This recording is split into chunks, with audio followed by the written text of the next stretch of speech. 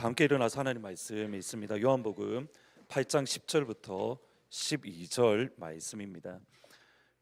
요한복음 8장 10절부터 12절 말씀입니다.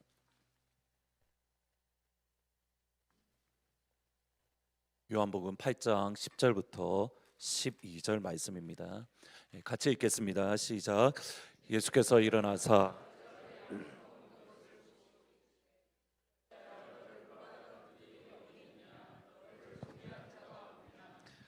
대답하되 주여 없나이다. 예수께서 이르시되 나도 너를 정죄하지 아니하노니 가서 다시는 죄를 범하지 말라 하시니라. 예수께서 또 말씀하여 이르시되 나는 세상의 빛이니 다니지 아니하고 생명의 빛을 얻으리라. 아멘.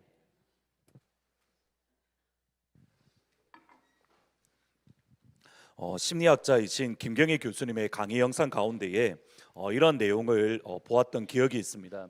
어떤 한 기업에서 아무래도 한국은 이제 좀 많이 변했다고 하지만 저녁이 없는 삶이라고 말할 정도로 일에 집중을 하다 보니까 어떤 한 기업에서 이제 가족들의 식사 문화를 조금 개선하면 좋겠다, 그런 캠페인을 시작을 한 겁니다. 그 캠페인에 교수님이 이렇게 자문위원으로 참여를 하셨는데, 회사 직원들 아빠들 회사에 이렇게 가정마다 이렇게 카메라를 이렇게 놔두어서 가족들이 함께 밥을 먹는 영상을 찍었는데, 회사 가족 아빠들이 가족과 함께 밥을 먹는 영상을 교수님이 주의 깊게 살펴보면서 이런 부분을 이렇게 개선하면 조금 더 좋을 것 같습니다. 그런 부분들을 주의 깊게 살펴보셨습니다. 그렇게 영상을 가만히 보는 가운데에 아빠들이 가족과 함께 밥을 먹으면서 비슷하게 또는 공통적으로 하는 말이 있었답니다. 그게 뭐냐면 밥 먹을 때에는 조용히 해. 아빠들이 공통되게 비슷하게 밥 먹을 때에는 조용히 해. 이 말을 자주 하는 것을 들으면서 한두 분이 아니라 많은 분들이 그 말을 하는 것을 보면서 그럼 아빠들이 이 말을 도대체 언제 할까? 밥 먹을 때 조용해. 이 말을 언제 할까라고 생각을 하며 다시 한번 영상을 보셨답니다. 그리고 찾아낸 게 뭐냐면 아빠들이 밥 먹을 때 조용해 이 말을 할 때에는 주로입니다. 가족들이 아빠 말을 안 들어줄 때에, 가족들이 아빠 말에 집중하지 않을 때에 아빠들이 먼저 삐집니다. 아빠들이 삐지고 그 다음에 하는 말이 뭐냐면 밥 먹을 때에 조용히 해 이 말을 한다는 겁니다. 그러니까 아빠들이 밥 먹을 때 조용히 해라는 말을 할 때 진짜 속마음은 뭐냐면 내가 말하는데 왜 내 말을 안 들어줘? 지금 내가 이야기하는데 나한테 집중해야지라고 말은 하고 싶은데 그 말을 하는 순간 체면이 깎이고 자존심이 상하니까 대신하는 말이 뭐냐면 야, 밥 먹을 때 조용히 해. 이거를 가만히 보면서 제 어렸을 때를 생각해 봤습니다. 해보니까 저희 아버지가 늘 하셨던 말이 뭐냐면 밥 먹을 땐 테레비 보는 거 아니야, 밥만 먹어야 돼. 근데 생각을 해보십시오. 제가 밥 먹을 때 테레비 보는 걸 누구한테 배웠겠습니까? 지금 생각해 보니까 천국 가서 한번 이야기해 보고 싶긴 한데, 한 목사님이 예수님과 어느 정도 친밀한가, 지금 예수님 안에 어느 정도 예수님과 내가 지금 어떤 관계인가, 그것을 분별하고 확인할 수 있는 기준을 사모님이 목사님에게 알려주셨답니다. 뭐냐면 아이들을 대하는 목사님의 태도랍니다.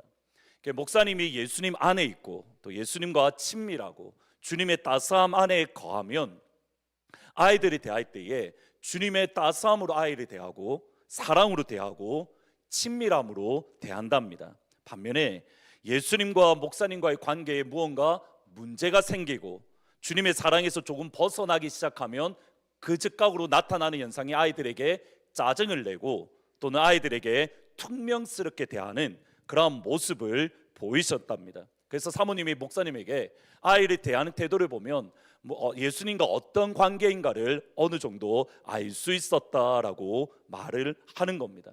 여러분, 이거는 자녀와 부모님과의 관계뿐만 아니라 남편과 아내의 관계, 자녀와 부모님과의 관계, 그리고 직장 동료 또는 나의 친구들과의 관계에서 우리의 행동, 우리의 언어, 우리의 태도를 보면 주님과의 친밀함을 어느 정도 확인할 수 있는 겁니다. 그래서 저는 저 자신을 한번 되돌아봤습니다. 보니까 거의 비슷합니다. 제가 막 짜증을 내고 화를 낼 때에 분명히 저는 잘못했다라고 지금도 믿고 있지만, 가만 생각해 보면 뭐냐면 제가 무언가 주님과의 관계가 딱 걸림이 있을 때에, 무언가 제가 이렇게 마음이 힘든 일이 있을 때에 그 짜증과 스트레스를 그분께 다 쏟아내는 겁니다. 그러면서 저한테 늘 하는 말이 스트레스를 나한테 풀지 마세요라고 이야기를 하는데, 그때 저의 반응은 아니 이게 아니라 잘못한 거잖아요 라고 이야기하지만 일부 예배 때 처음으로 고백을 하니까 되게 좋아하면서 나갔는데, 주님과의 관계를 보면 무엇을 알 수 있냐면 자녀와의 관계, 옆에 있는 이웃들에 대하는 모습을 보면 여러분과 예수님과의 관계를 어느 정도 알 수 있습니다.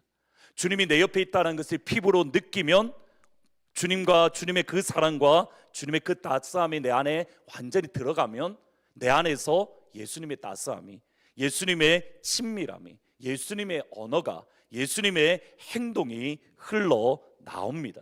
생명의 떡, 생명의 밥이신 예수님을 우리가 날마다 먹고 날마다 마시면 우리에게 예수님의 성품이, 예수님의 생명이, 예수님의 언어가 저와 여러분 안에 자연스럽게 흘러 나옵니다.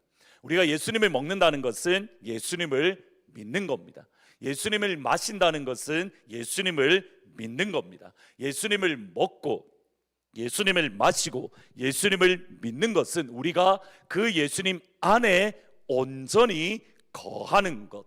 내가 예수 안에만에, 예수님이 내 안에 더욱더 주님과 가까워지고 예수님이 내 옆에 있다라고 피부로 느껴질 만큼, 그냥 우리의 생각이 아니라 예수님이 내 옆에 딱 서서 내 손을 붙들고 걸어가고 계신다, 그 정도로 주님이 우리와 피부로 느낄 만큼 예수님과 동행하는 것. 여러분, 예수님은 생명의 떡입니다. 우리 예수님은 생명의 빵입니다. 우리 예수님은 날마다 먹고 날마다 마셔야 될 생명의 밥입니다. 예수님은 생명의 떡, 예수님은 생명의 빵, 예수님은 날마다 먹어야 될 생명의 밥입니다. 예수님 오늘 본문에서 예수님이 누구이신가 스스로 선포하시는 두 번째 말씀을 선포하십니다. 12절 말씀 같이 한번 읽어보십니다. 시작. 예수께서 다시 그들의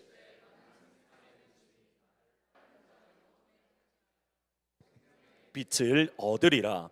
예수님은 생명의 빛이십니다. 예수님은 생명의 세상의 빛입니다. 그리고 우리 예수님의 빛은 완전합니다. 완전하신 예수님의 빛이 우리에게 비추면 누구를 보냐면 나를 보게 됩니다. 한번 첫 번째 말씀 같이 한번 읽어보십니다. 시작. 예수님의 빛이 비추이면 나를 봅니다. 다시 한번 읽습니다. 시작. 예수님의 빛이 비추이면 나를 봅니다. 예수님이 하나님 나라의 복음을 선포할 때, 특별히 태버나클 초막절 때에 바리새인들과 서기관들이 가늠한 여인을 끌고 예수님께 나왔습니다. 예수님, 모세의 율법에 의하면 가늠한 여인은 돌로 쳐서 죽이라고 했습니다. 예수님, 당신은 어떻게 이 일에 대해서 판결하시겠습니까? 여러분, 이 문장만 보면 바리새인과 서기관이 예수님을 인정하고 예수님의 권위를 존중하는 듯 보이지만 그들의 속마음은 전혀 반대입니다. 완전히 예수님을 무시하고 예수님을 조롱하고 예수님을 덫을 잡으려는 어두움 안에 그들이 걷고 있던 겁니다. 두 가지 이유입니다. 첫 번째로는 예수님이 구약의 성경 또는 유대인 전통을 따라서 이 여인에게 돌로 쳐서 죽이라 그렇게 명령을 하면 그 즉시 예수님은 무엇을 어기는 거냐면 로마 법을 위반하는 겁니다. 예수님 당시의 유대 사회는 로마에 의해서 점령받고 로마의 지배를 받았습니다. 로마가 유대에게 많은 자치권 또는 권한을 주었는데, 근데 그것 중에 주지 않고 이거는 꼭 우리만 가지고 있어야 돼, 그렇게 말한 것이 뭐냐면 사형을 언도하는 권리입니다. 누군가를 사형을 언도할 때 그거는 누구만 할 수 있냐면 로마에서 파송한 총독만이 할 수 있는 것으로, 그 사람이 누구냐면 빌라도입니다. 그러니까 유대인들이 죄를 지었을 때에 다른 것은 다 유대인들이 판결할 수 있는데 사형에 관해서는 꼭 로마 총독에게 와서 빌라도에만 사형을 언도할 수 있는 겁니다. 근데 여러분, 성경에 읽다 보면 나중에 스데반 집사님 같은 경우에는 돌로 쳐서 죽음이 당합니다. 이때에 스데반의 죽일 때에 유대인들은 로마 총독의 허락을 받았을까요? 받지 않았을까요? 그 본문을 보면 안 받았습니다. 그냥 죽였습니다. 왜 그러냐면 빌라도가 이후에 어떤 일이 있냐면 너무 유대인들의 이렇게 폭압적으로 대하다 보니까 로마 정부에서 빌라도를 소환했습니다.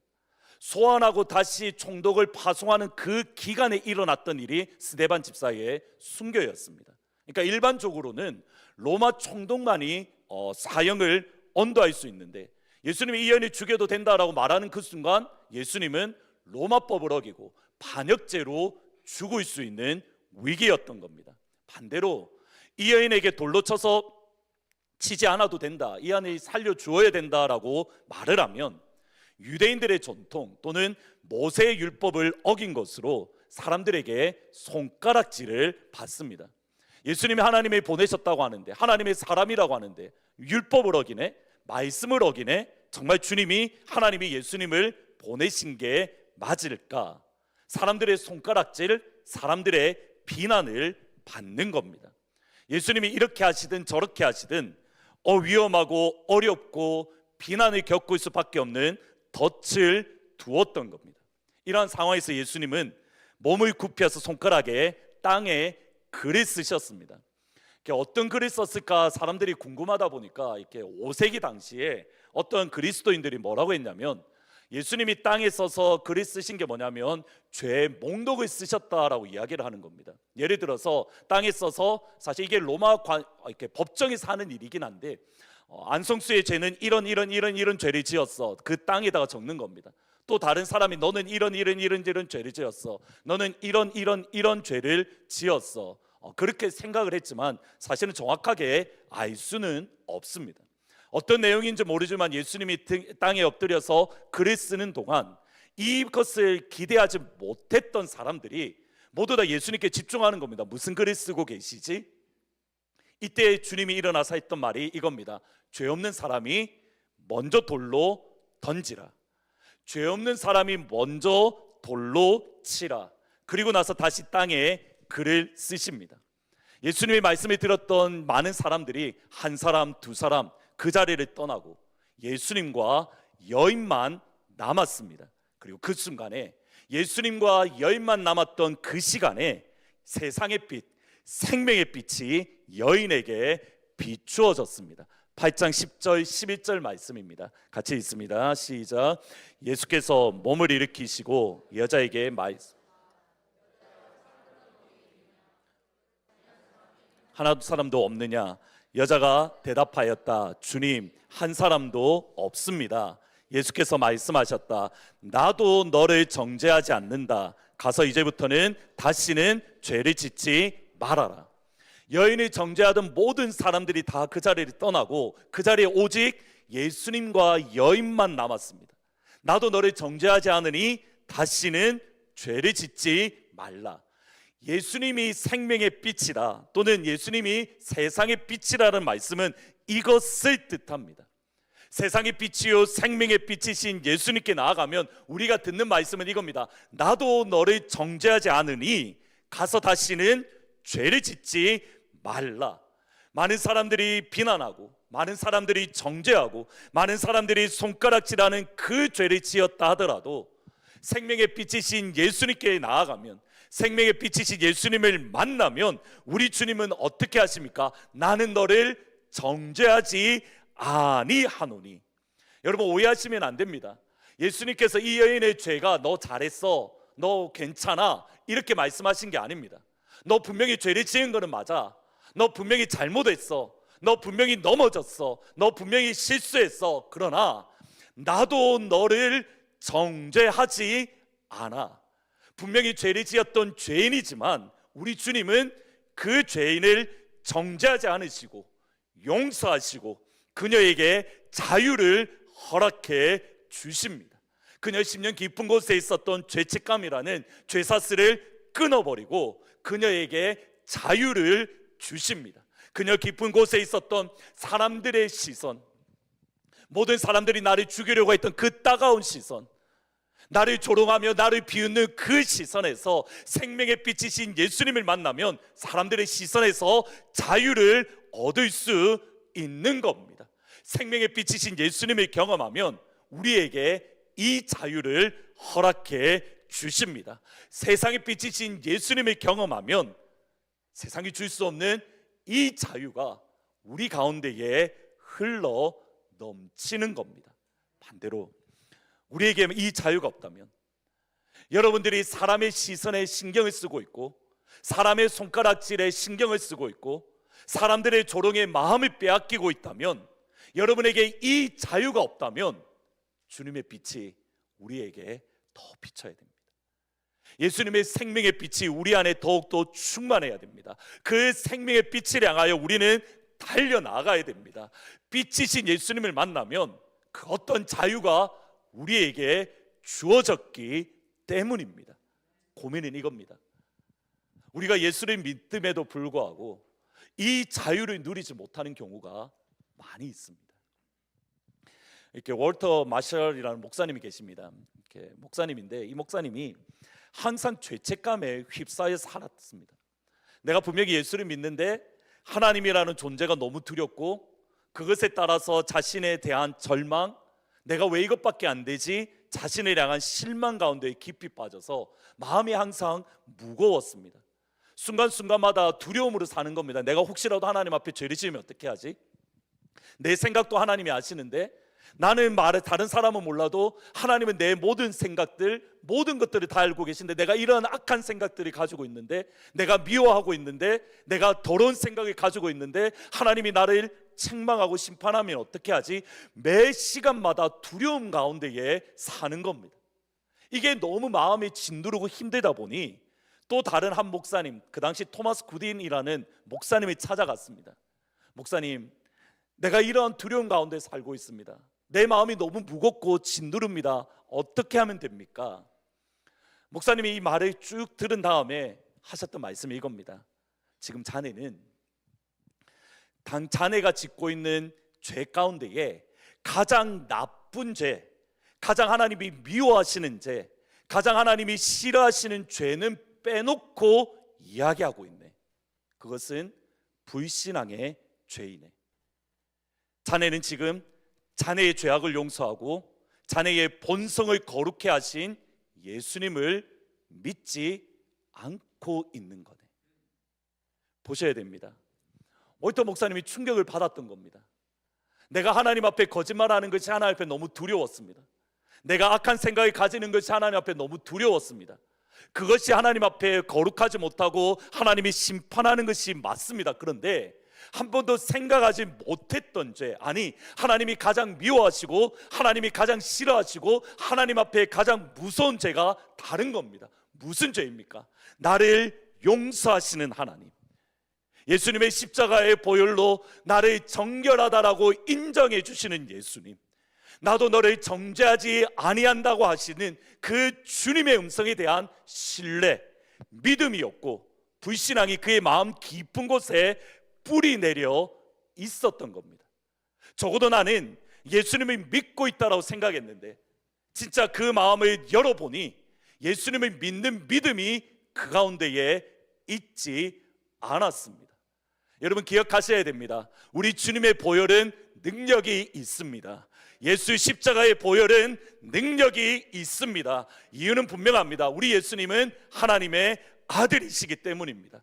십자가를 믿는 모든 자는 주님께서 이렇게 말씀합니다. 나도 너를 정죄하지 아니하노니. 주의 이름으로 축원합니다. 여러분이 붙들고 있었던 모든 어둠의 권세에서 이 시간 자유하기를 예수의 이름으로 축원합니다. 이유가 분명합니다. 우리 주님이 어두움을 이기셨기 때문에. 요한복음 1장 5절입니다. 같이 읽습니다. 시작. 그 빛이 어둠이 그 빛을 이기지 못했다. 어둠이 예수를 이기지 못했다. 어둠이 예수를 이기지 못했다. 어둠이 예수를 이기지 못했다. 여러분 보셔야 됩니다. 어둠을 이기신 예수님, 죽음을 이기신 예수님, 죄악을 이기신 예수님이 이 여인에게 뭐라고 이야기하냐면 나도 너를 정죄하지 않아. 그 다음 표현이 뭡니까? 가서 다시는 죄를 짓지 마라. 여러분 이것은 예수님의 명령일까요? 예수님의 약속일까요? 다시 한번요. 가서 다시는 죄를 짓지 마. 죽음을 이기신 예수님이 이 여인에게 이렇게 말합니다. 가서 다시는 죄를 짓지 마. 여러분, 이것은 예수님께서 이 여인을 향한 명령일까요? 예수님을 향한 예수님의 약속일까요? 명령이 맞습니다. 그런데 예수님께서 명령만 주셨을까요? 이 여인에게 무엇을 주실까요? 이 이유로는 죄를 이길 능력을 이 여인에게 주셨다라는 겁니다. 우리가 죄를 이길 수 없는데 너 가서 다시는 죄를 짓지 마, 주님이 이렇게 말씀하는 게 아닙니다. 죄를 짓지 않을 능력을 이 여인에게 이미 주님은 허락해 주셨습니다. 어둠을 물리칠 능력을 이 여인에게 우리 주님이 주셨습니다. 여인에게는 그러한 힘이 없습니다. 여러분, 이곳에 있는 어느 누구도 죄를 이길 수 있는 사람 없습니다. 어둠의 권세를 이길 사람 없습니다. 근데 주님은 우리에게 이렇게 말합니다. 가서 다시는 죄를 짓지 마. 주님이 너무한 명령입니까? 아닙니다. 여러분에게 죄를 이길 수 있는 능력을 주시겠다는 약속인 겁니다. 약속을 주시고 이 명령을 주셨습니다. 주님의 이름으로 축원합니다. 다시는 여러분이 어둠 가운데 다니지 않기를, 주님께서 어둠을 이기셨던 것처럼 저와 여러분 안에 주셨던 예수의 능력으로 어둠을 이길 수 있기를 주의 이름으로 축원합니다. 자유하십시오. 예수 안에서 자유하십시오. 주님의 은혜 안에서 자유하십시오. 어둠이 여러분을 붙들지 못하도록, 죄악이 여러분을 사로잡지 못하도록 예수 보혈의 능력으로 여러분 안에 있는 모든 어두움이 이 시간 떠나가는 은혜가 우리 가운데 임하기를 주의 이름으로 축원합니다. 두 번째로, 예수님의 빛이 비추면 내 안에 있는 예수님을 봅니다. 같이 한번 읽습니다. 시작.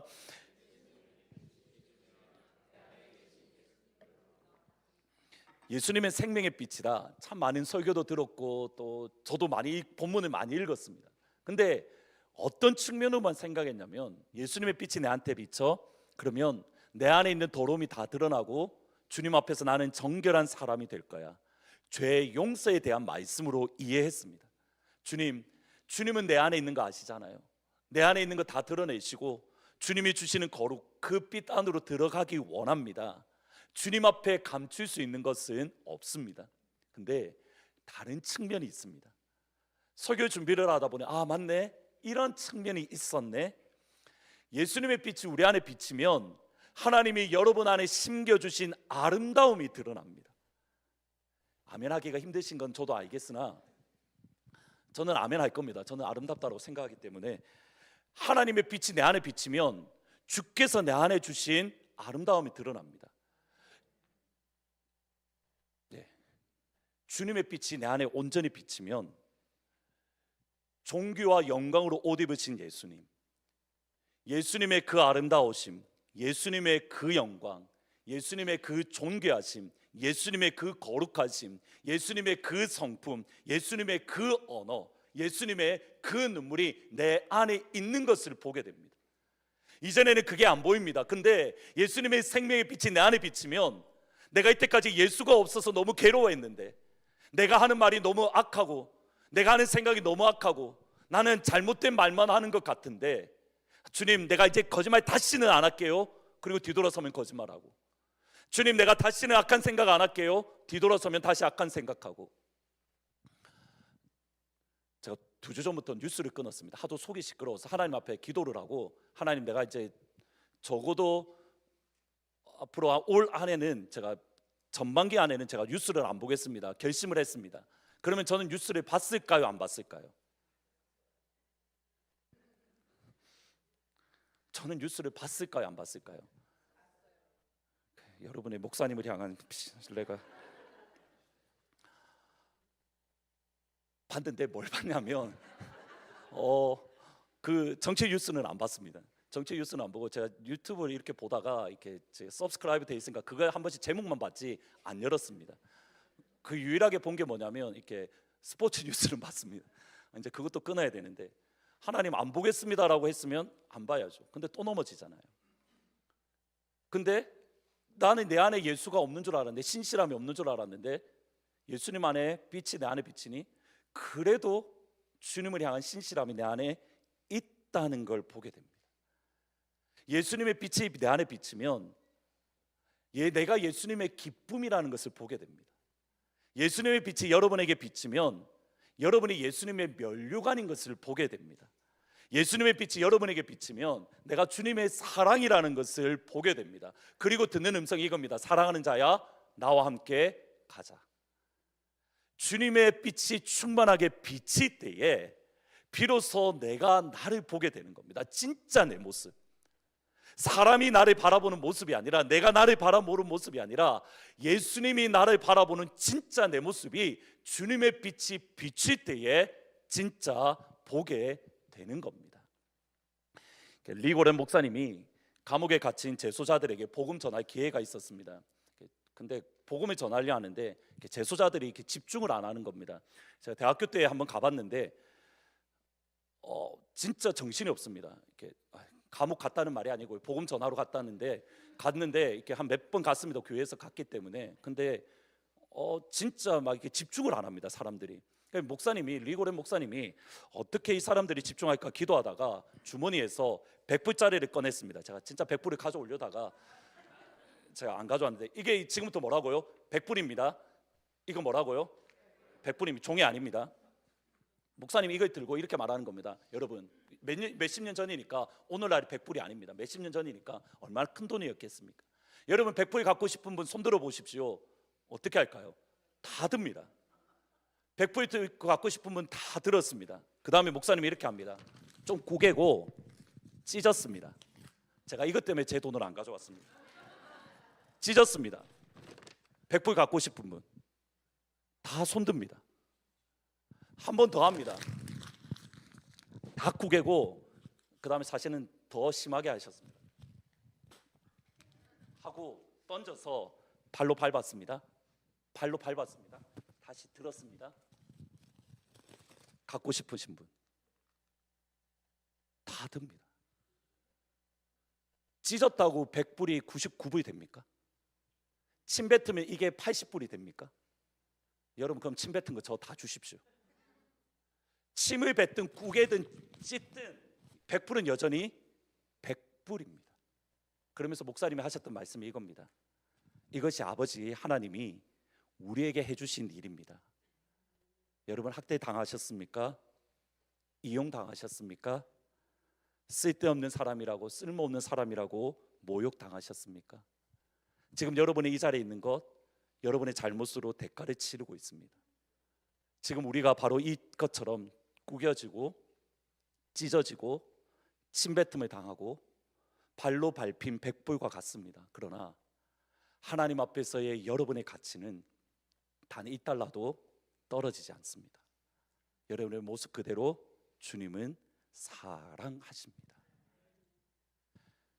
여러분, 이게 발로 밟든 다른 사람이 밟든 말든, 여러분이 찢어졌든 안 찢어졌든, 구겨졌든 안 구겨졌든, 우리가 주님 앞에 아버지의 자녀라는 사실은 변하지 않습니다. 주님의 약속이기 때문입니다. 하나님이 세상을 이처럼 사랑하사 독생자를 주셨으니 이는 저를 믿는 자마다 멸망치 않고 영생을 얻게 하려 하심이라. 여러분, 이 사실을 언제 하는 겁니까? 내가 나를 바라보면 이 사실을 모릅니다. 내가 나를 바라보면 이것밖에 모릅니다. 침뱉음 당한 거, 발로 밟힌 거, 찢어진 거. 다른 사람들은 나를 이 모습으로 바라봅니다. 다른 사람들이 나를 향하여서 바라보는 모습은 이 모습입니다. 찢어지고 침뱉고 발로 밟힌 것. 근데 우리 주님은 이렇게 바라보십니다. 사랑하는 자야, 일어나 나와 함께 가자. 너는 여전히 나에게 사랑받는 자녀야. 너는 나에게 보석 같은 존재야. 내가 너를 내 오른손에 새겨 넣었어. 예수님의 이름으로 축복합니다. 이 시간 예수님의 빛이 여러분에게 비침해 여러분이 여러분을 바라보는 모습이 아니라 예수님이 여러분을 바라보는 그 모습으로 바라볼 수 있기를 주의 이름으로 축원합니다. 여러분은 존귀한 자입니다. 하나님 앞에 존귀한 자입니다. 아버지에게 사랑받는 사랑의 자녀입니다. 이 사실이 흔들리지 마시기를 주님의 이름으로 축복합니다. 주님의 빛이 우리에게 비치면 세 가지를 알 수 있습니다. 에베소서 2장 18절 19절에 보면 이렇게 말합니다. 같이 읽습니다. 여러분의 마음의 눈을 밝혀주셔서 하나님의 부르심에 속한 소망이 무엇이며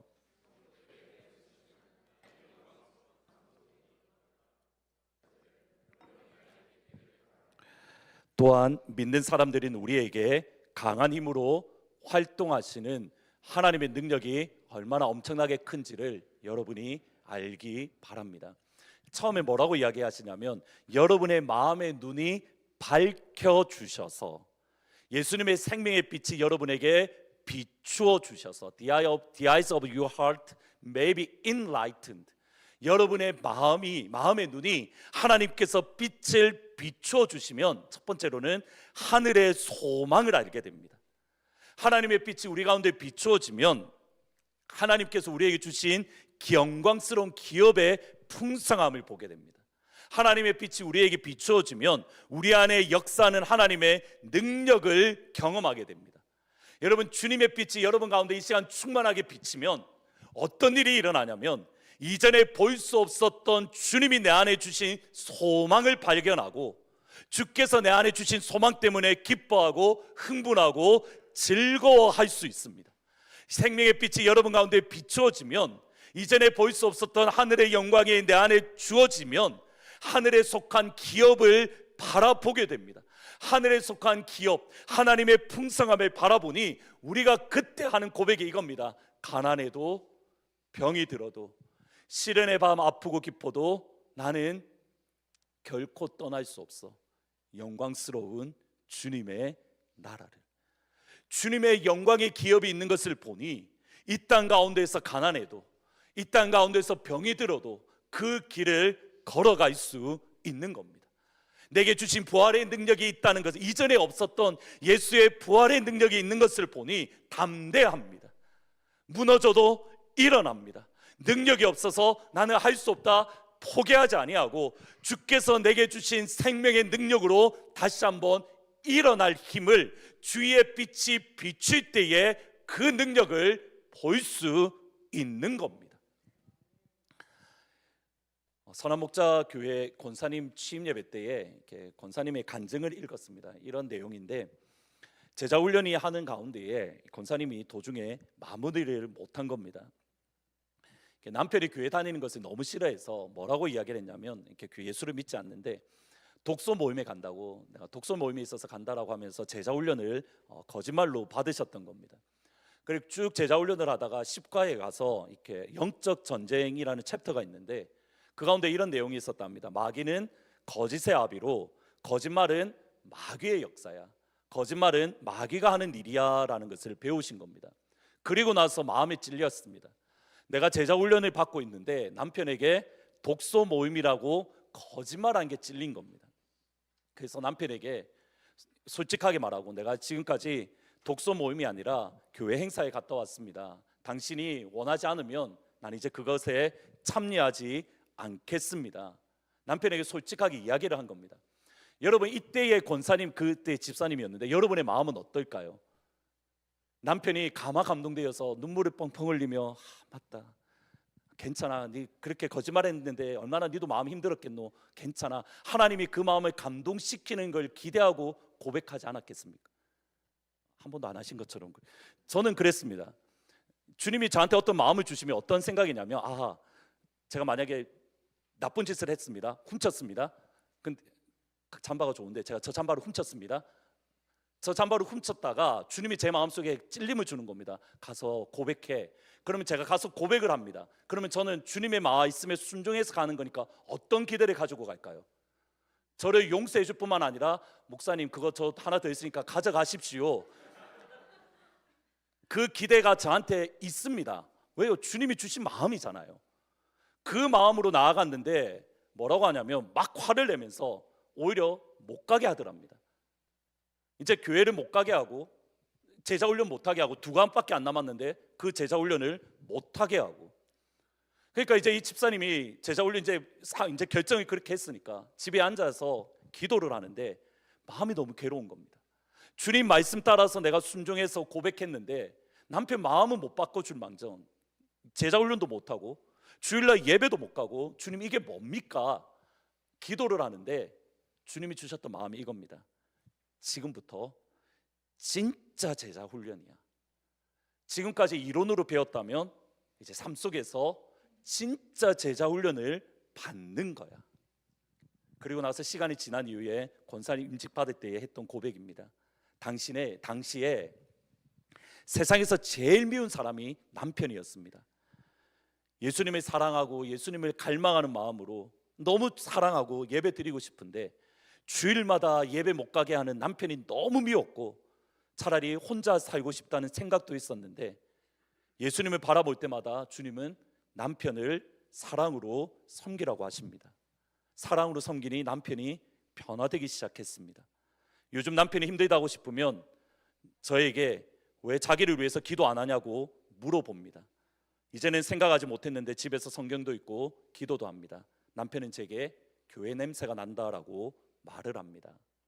아들이 고등학교에 입학하고 적응하지 못해서 자퇴를 하겠다고 합니다. 점점 멀어져가는 아들 일로 견딜 수 없이 괴로울 때에 24시간 예수님을 바라보며 예수님은 반드시 선한 길로 인도하실 거라는 믿음을 가졌게 되었을 때에 두려움과 염려가 사라졌고 그때 주님은 아들을 만져주기 시작하셨습니다. 고등학교만 졸업하게 해달라고 했던 아들은 대학교에 합격했고 아들 본인도 놀라고 남편도 놀랍니다. 이 모든 것을 예수님이 하셨습니다. 그리고 나서 했던 권사님의 고백 때문에 말씀을 드립니다. 그 간증이 고백이 너무 제 마음속에 울렸습니다. 지난 2년 동안 써왔던 예수 동행 일기, 영성 일기, 믿음의 일기를 보면서 그때에는 힘들고 믿음이 없다고 좌절도 했는데 지금 그때의 일기를 가만히 읽어보니 예수님을 바라보며 믿음으로 반응하는 모습을 보고 내가 예수 안에 있는 것이 대견했습니다. 아빠, 아버지, 맨날 힘들다고 징징거리던 저를 이렇게 성장시켜 주시니 주님 감사합니다. 그 시간을 지날 때는 너무 힘들었습니다. 그 시간을 지날 때는 너무 괴로웠습니다. 그래서 내 모습을 보면 실망합니다. 믿음이 왜 이렇게 없지? 왜 이렇게 나는 신앙이 없지? 왜 이렇게 나는 예수를 믿지 못하지? 근데 뒤돌아서서 그때 시간에 되돌아보니 권사님 안에는 이미 하늘의 능력이 주어졌던 겁니다. 권사님 안에는 이미 하늘의 소망이 들어와 있었던 겁니다. 주님, 나에게 걸을 수 없어요. 주님, 나에게 견딜 수 없어요. 포기하고 싶었고 넘어지고 싶었고 믿음이 없다라고 나의 스스로 실망을 했는데 주님을 바라보니 그때가 오히려 믿음으로 반응하는 시간이었다는 겁니다. 예수님이 나를 얼마나 대견하게 여겼을까? 그 당시에는 내가 너무 괴로웠는데, 내가 너무 못나 보였는데 지금 와서 그때의 모습을 되돌아보니 주님이 나를 얼마나 대견하게 여겼을까? 주님이 나를 얼마나 기뻐하실까? 예수님의 빛이 여러분에게 비칠 때에 보이기 시작하는 것이 있습니다. 예수님의 빛이 여러분에게 비칠 때에 알게 되는 것이 있습니다. 주님의 사랑입니다.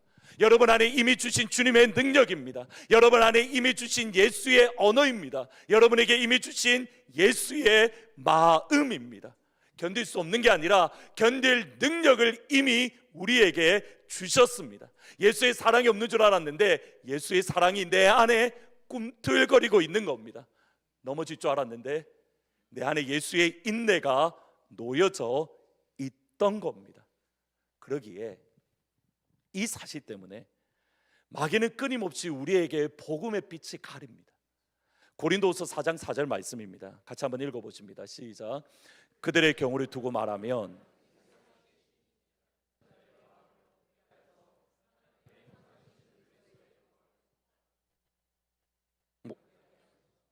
마귀는 여러분의 마음을 가리고 있습니다.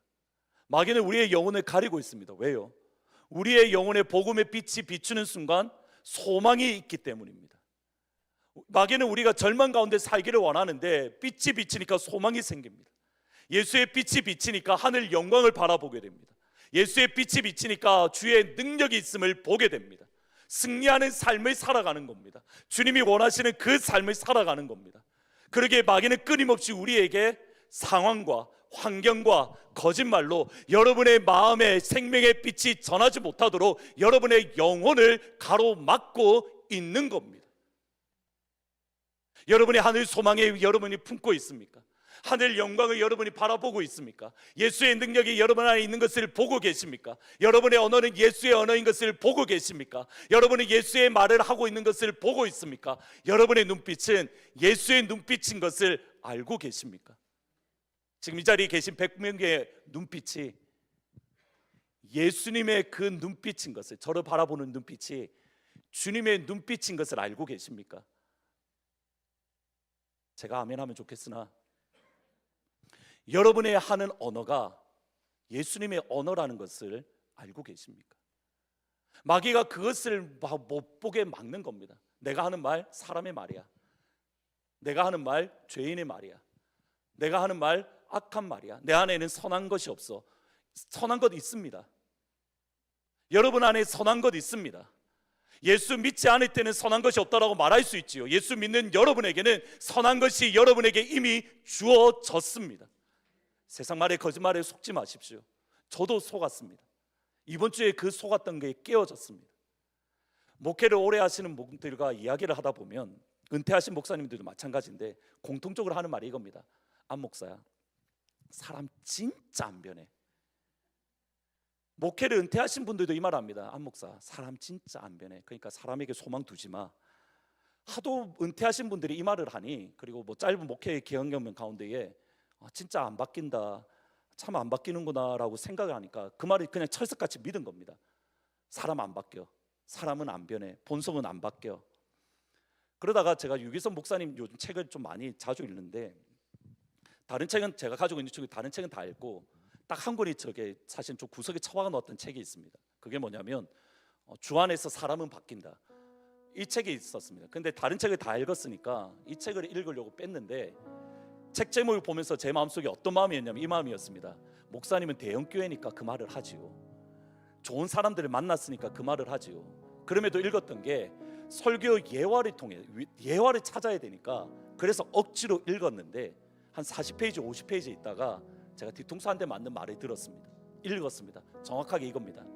사람이 변하는 것은 하나님의 약속입니다. 예수님을 믿으면 사람이 바뀌는지, 정말 성질이 변하는지, 말씀을 믿을 것인지, 경험을 믿을 것인지 선택해야 됩니다.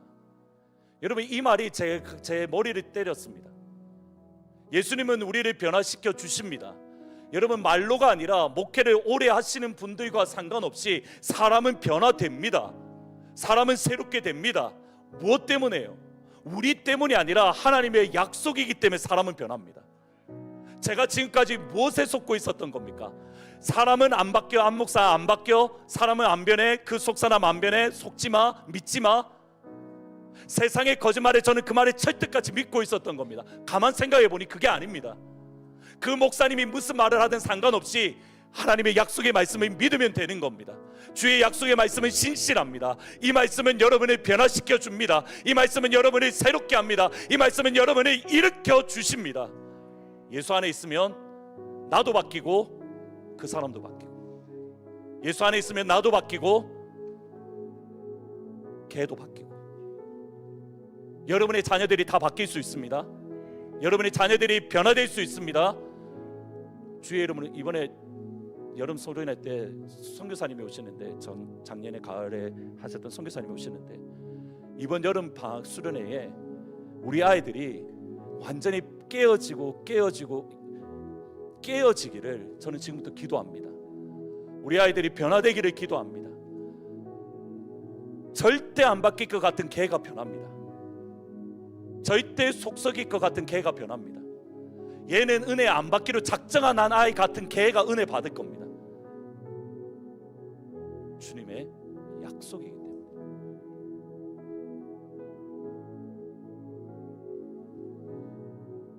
마귀가 우리의 마음을 가릴 때에 여러분 그걸 뛰어넘는 방법 한 가지만 말씀드리고 마무리하려고 합니다. 시편 89편 15절입니다. 같이 한번 읽어보십니다. 시작.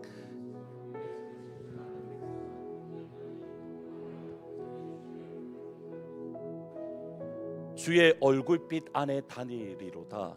누가요? 큰 소리로 외치는 사람들. 큰 소리로 외친다는 게 뭡니까? 찬양되면 같이 한번, 벌써 다 드셨나요? 다시 한번 열어주시겠습니다. 같이 있습니다. 시작. 즐겁게 소리칠 줄 아는 백성은 여호와여 그들의 주의 얼굴빛 안에서 다니리로다. 빛과 소금팀만 한번 읽어보실까요? 시작. 저기 두 분도 그냥 읽으시면 됩니다. 안 치셔도 됩니다. 그냥 읽으시면 됩니다. 무슨 말인가요? 누가 빛 안에 다닌다는 말인가요? 찬양하는 사람들. 여러분 찬양하는 그 순간에 여러분은 주의 빛 안에 다니는 겁니다. 다시 말하면 찬양하는 그 순간 여러분이 가로막고 있던 어둠이 떠나가는 겁니다. 여러분이 가로막고 있던 거짓말이 밝혀지는 겁니다. 찬양의 영광이 있는 그 자리에 하나님의 영광의 빛이 충만하게 임합니다. 이번 한 주간 여러분 끊임없이 기도하십시오. 여러분 가운데 하늘 소망이 사라지면, 여러분 안에 하늘 능력이 없다라고 느껴질 때에 이 찬양을 한번 해보십시오. 예수의 이름으로 나는 일어서리라. 주가 주신 능력으로 나는 일어서리라. 주가 주신 능력으로 원수가 날 향해 달려와도 나는 쓰러지지 않으리. 주가 주신 능력으로 나는 일어서리. 찬양을 부르는 가운데에 여러분 안에 있는 어둠이 떠나갈 줄 믿습니다. 찬양을 부르는 가운데에 예수의 생명의 빛이 우리 안에 임할 줄 믿습니다. 그러기에 예수 안에 우리는 변할 수 있습니다. 옆에 분을 보시고 예수 안에 변할 수 있습니다. 한번 고백을 한번 해보십시오. 당신을 보니 예수님이 보입니다. 주님의 시선으로, 예수의 시선으로, 예수의 생명으로 남편은 아내를 보고, 아내는 남편을 보고, 부모님은 자녀를 보고, 자녀들은 부모님을 보고, 주님의 시선이 우리에게 비추어집니다.